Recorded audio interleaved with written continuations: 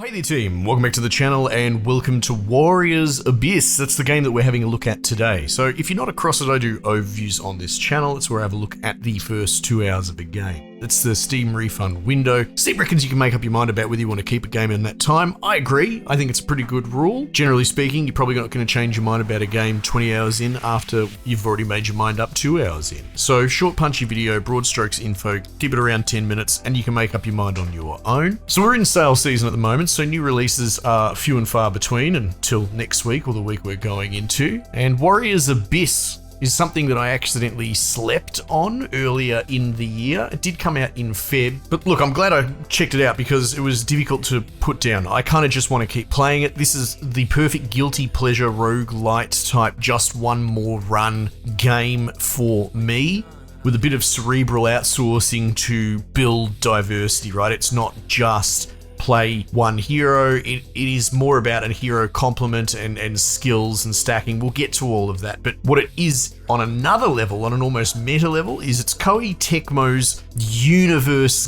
game. And you see this come out of companies occasionally. You know, Nintendo loves to do it with all their kart racing games and Smash Bros and all that, chucking all their IP in together and turning it into a sort of company mascot product. And, you know, they work with varying success. I'm a huge sort of Capcom fan, so I grew up with the Marvel Capcom games. And after playing this, I really hope some of the other companies are paying attention and having a look at it. It hasn't exactly had blowout success, but for something that's sort of just a little side indie project, kind of priced that way as well. Like, it's definitely not trying to be a AAA frontman for the Koei Tecmo catalog. But yeah, it's quite excellent. And, you know, mentioning Capcom, I would kill to see something like this, but with like the Capcom catalog, all the Resident Evils and that thrown in. But look, a guy can dream. Nothing against Koei Tecmo, but that's sort of one of the first big thoughts that comes to me after having played this and seeing how well it's done, which is glowing praise given that I'm, like I said, I'm a bit of a fair weather Koei Tecmo fan. I played Dynasty Warriors earlier this year for a review. It was my first one, Origins. I really enjoyed it and I'll be playing them going forward. I'm a bit of a sucker now for the Muso genre when I wasn't younger.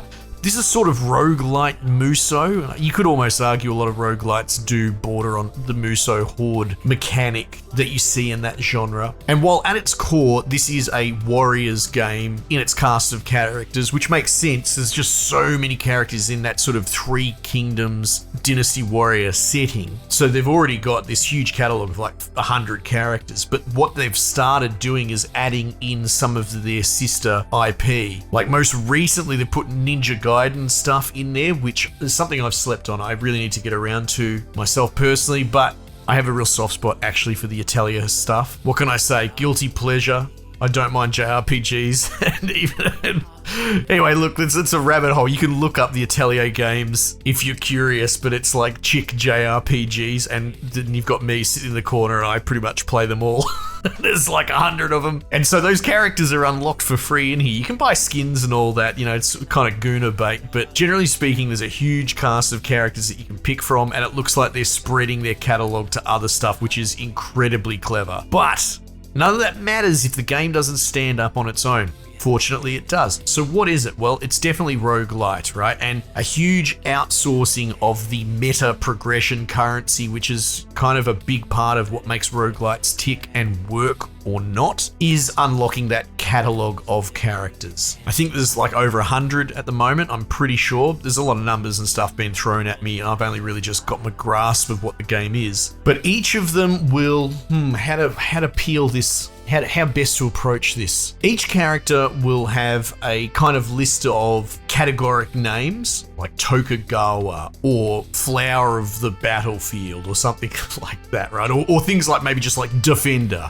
Attacker, something like that, right? But they've got these little sort of tags, not quite suffix or affix, but little tags under their name. And often certain characters will have bonuses that synergize with that. So it's about mixing and matching the synergies there. Flower of War, I think it was. That's a good example. One of the characters I was playing had a thing that would only unlock if you had, I don't know, 3 or 4 Flower of Wars in your lineup, right? So as you beat these little battles, you're incentivized to try and lean into those builds. Now, fortunately, the game has a built-in helper with the narrator god character character that's talking in your ear. Surprisingly not that annoying as far as they go, but there's like a recommender as well, which is really handy. You can just recommend your lineup, and there's a little battle score. It gives you a bit of a predictor as to which character is going to best benefit your current build at that time. However, it is a bit short-sighted, which is clearly by design. So while you're finding your feet on your training wheels and you don't know what you're doing, big number, go bigger is a great strategy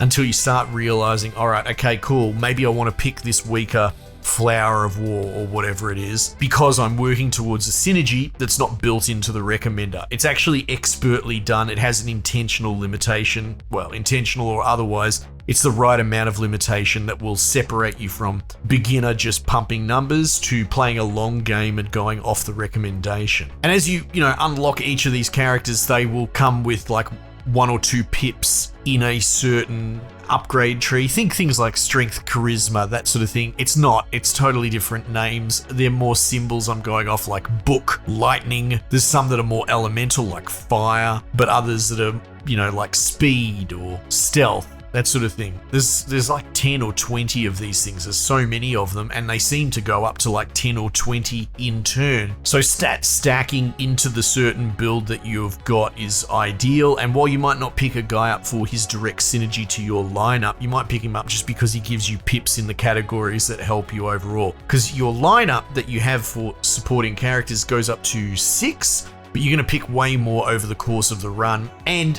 as your run goes better, you will start to realize you're limited by the catalog that you already have unlocked. You'll start kind of running out of heroes to pick. And sometimes if you get to a point where it does try and give you 3 heroes to pick as a reward, but you don't have all 3 of them unlocked in that category, you'll just be able to get a nominal pip upgrade. It's too bad, so sad. Play more to unlock more. Anyway, I know I'm focusing so much on a lot of the strategic layer building and the character unlocking as opposed to the core loop, but that's because that's a big part of this, and you see that in some of these roguelites. The actual loop itself is kind of Muso inspired. It's pretty much a left click, right click, or whatever you do on controller. But the actual really clever way that it works, and in a way it's almost more engaging than some Muso games I've played, is that, your left click's just your basic attack. You can hold it down and they'll just chain left clicks. But your summon character from your lineup, they will each be allocated to the right click part of the left click, right click chain, depending how many left clicks you go into the chain. God, I hope that makes sense. So if you just go left click, right click, and just hold down the right click, on the end of that attack chain, light, heavy, and then hold further through, it will summon out that support character and they will dump a combo, much like something like Marvel vs. Capcom bringing a character in out of screen. And they will then in turn have a cooldown like 30 seconds or something. It varies, and you can probably build around it to try and mitigate the cooldowns. So while you're dodging telegraphs on the screen, you've got a limited cooldown dodge, and it does get quite hectic and dicey and tricky, and I've died quite a few times and just booted up again. You're also trying to weave in, left, left, right, left, left, left, right, as per the highlight down the bottom, and it actually highlights where you're up to in the chain as well. So you can use your peripheral to watch, and you might even see it in the footage. It might be tough to pick out, but now that I've pointed it out, you can see the highlight moving from left to right to the character, and once it hits the character that is off cooldown that you're ready to go with, you would switch and just hold right click. So you can sort of use that as a guider. It's so clever. And so the loop is basically that. You go in, you do a bit of a fight, and the early fights will take 10 seconds, right? But as it goes on, it gets really tricky, and there's boss fights, and it's very rewarding. So even the short loop and the meta loop, both great fun. And I'm kind of sad that I missed this, but it's been an interesting year for me covering things and reviewing things up and down, and I'm glad I got Dynasty Warriors under my belt first, so I was really more familiar with that world. I think you'll still go fine going into this if you're a roguelite fan, especially one that likes the idea of build synergy over the moment to moment. There's nothing wrong with the moment to moment here, but the build synergy is what carries it. So you'll be fine if you don't know who any of these dickheads are, but it's let me pick a first character, and I went straight for Lu Bu, right? Because I like that dude, the Terminator monster dog that everyone wants on their team, but kind of doesn't either.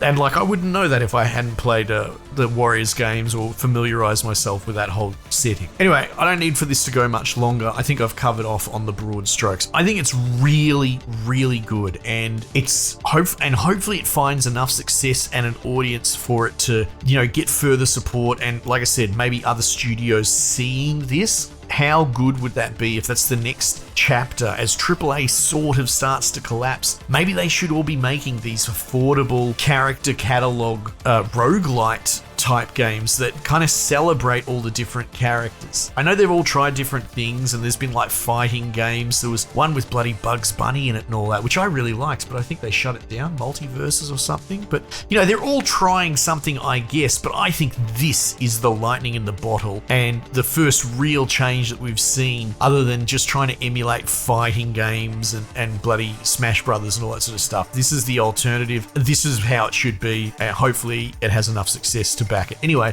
check it out, guys. I'm obviously raving because I'm very fond of it. Anyway, I might just leave it there for the time being, and I'll catch you guys on the next one.